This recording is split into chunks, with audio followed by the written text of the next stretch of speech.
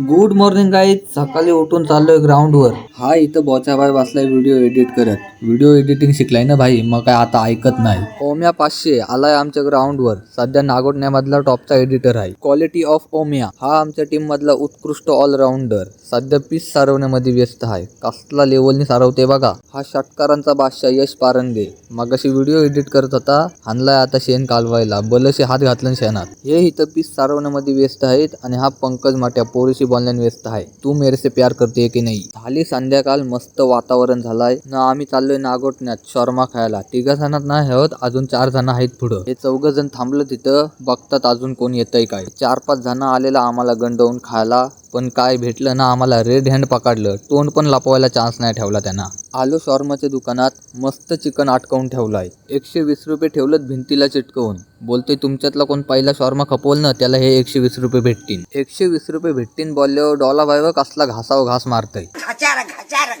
ठसका लागला तर होईल पचार पचार पचार पचार. शॉर्मा खाऊन झाल्यावर बोलते डायरेक्ट 2 नंबरचा रस्ता.